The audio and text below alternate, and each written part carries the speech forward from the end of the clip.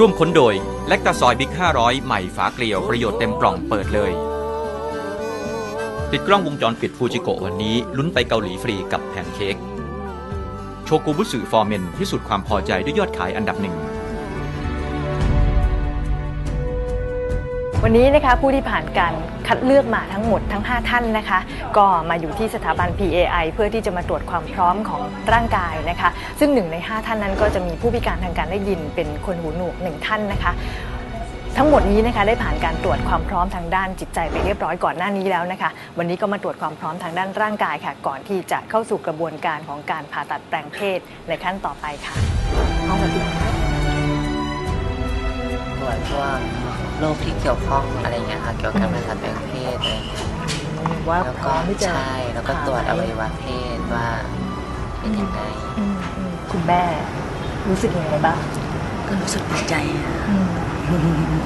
ก่อนที่จะดีใจนี่ตอนแรกๆเลยรับได้ไหมคะเสียใจตอนแรกเสียใจแม่ยอมรับว่าแม่เสียใจทำใจไม่ได้ไงแต่ตอนนี้ก็ทำไม่ได้เนาะตอนแรกพ่อก็ยอมรับไม่ได้เหมือนกันเหมือนแม่เนี่ยแต่ก็ไม่รู้จะทำไงเนาะเขาก็ไม่ได้ทำอะไรให้เราเดือดร้อนใช่ไหมล่ะก็ปล่อยเขาให้ความสำคัญกับการที่เพื่อนบ้านเขารับไม่ได้แบบนี้เยอะไหมคะพ่อกับแม่ไม่แคร์แล้วปล่อยไงสนใจเขามากก็มากเรื่องไม่สนใจแคร์ลูกเรามากกว่าแคร์ลูกเรามากกว่าเพราะคนอื่นเขาไม่ได้มาทำอะไรให้เราใช่ไหมถึงหนูจะเป็นแบบนี้หนูก็แบบทำให้พ่อแม่แบบว่าภาคภูมิใจในตัวเราได้งานบ้านงานอะไรรับจ้างทั่วไปเขาทำหลายอย่างนั้นเนี่ยรถเมย์เนี่ยช่วยพ่อแม่ทำงานดีตั้งใจเรียนจะผ่าตัดแปลงเพศอย่างนี้แม่เห็นด้วยไหมคะแม่เห็นด้วยและแม่ดีใจด้วยแล้วได้สนใจอย่างกันรถเมย์เขาคิดรถเมย์เขาคิดอยากจะทำมานานแล้วค่ะแคปว่าได้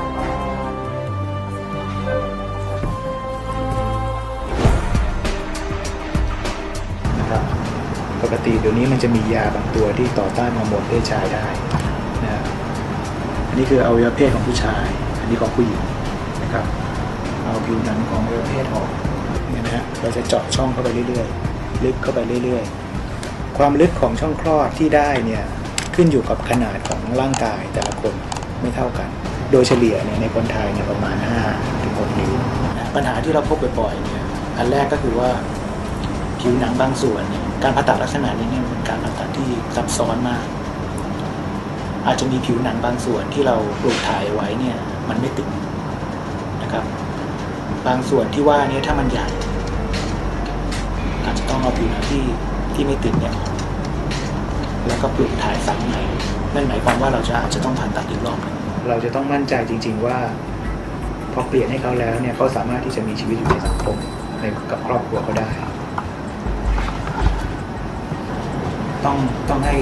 คนไข้แต่ละคนมีความพร้อมเต็มที่นะครับเพราะว่าตามกฎหมายมันเป็นอย่างนั้นด้วยยังไม่สายหรอกให้เขาอาจจะต้องใช้เวลาเตรียมตัวอีกสักพักหนึ่ง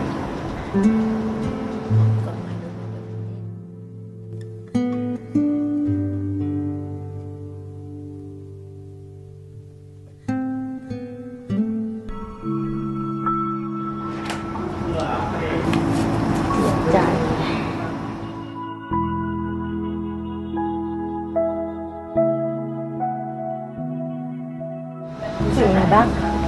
รู้สึกสำคัญมากการถัดอยากเป็นผู้หญิง100%เลยค่ะอดทนไม่ได้ค่ะมันเป็นน้ำตาออกมาแล้ว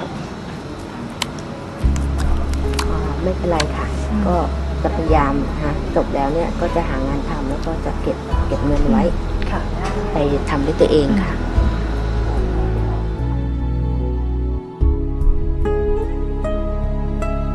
แต่งเฉพาะด้านนอกขยายด้านนอกค่ะคือขยายแค่ตรงบริเวณปากช่องคลอดเทียมเท่านั้นค่ะ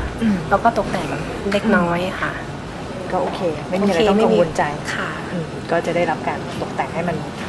ดีขึ้นกว่าที่เป็นอยู่เนาะตอนนี้ใช้ฮอร์โมนอะไรบ้างครับตอนนี้หนูทานโมกิโนวาตัวเดียวค่ะการที่เราอยากจะทำให้คุณเป็นผู้หญิง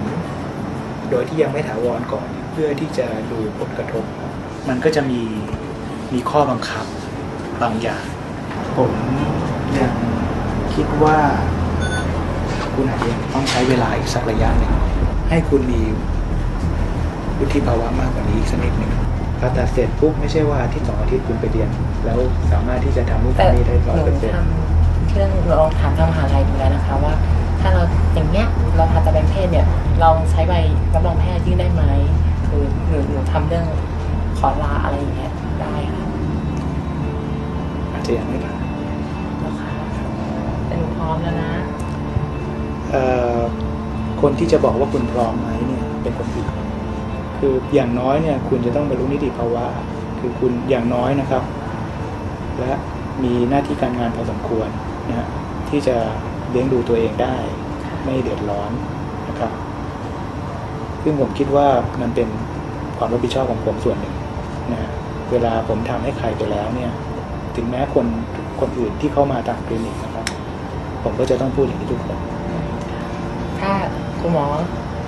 ต้องการอย่างนี้ก่อนก็ได้ค่ะแล้วก็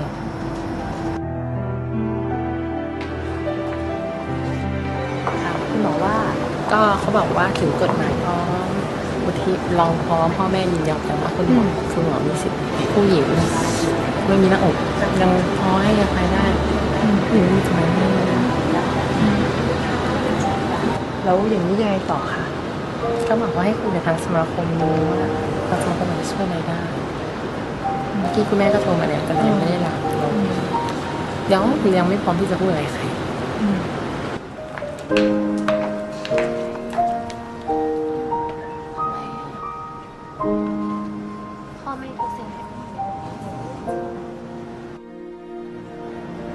วันนี้มาตรวจร่างกาย5 คนนะคะ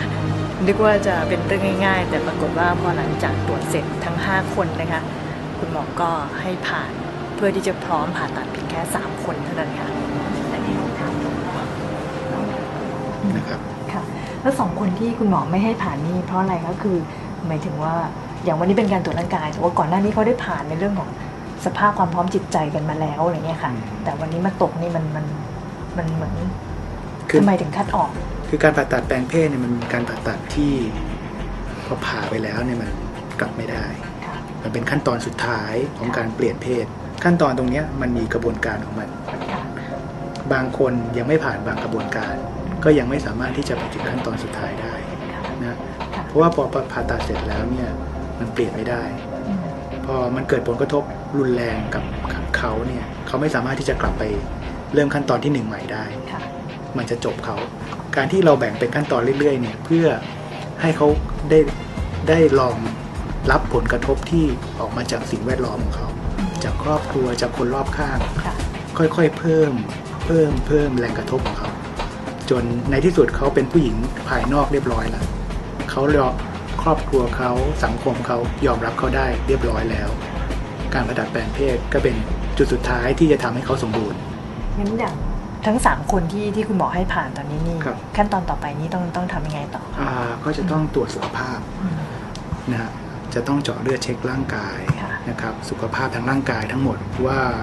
าแข็งแรงพร้อมที่จะผ่าตัดใหญ่ได้ไหมนะซึ่งโดยตรวจโดยคร่าวๆแล้วน่าจะผ่านนะครับสูดหายใจเข้าลึกๆแล้วกลั้นใจนะครับ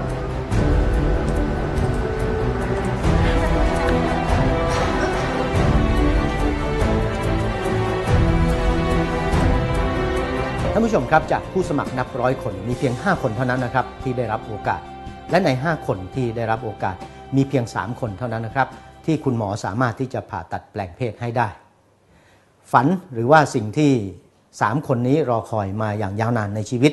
กำลังจะเกิดขึ้นและกำลังจะเป็นจริงนะครับการผ่าตัดแปลงเพศของ3 คนนี้จะเป็นไปอย่างสะดวกราบรื่นหรือไม่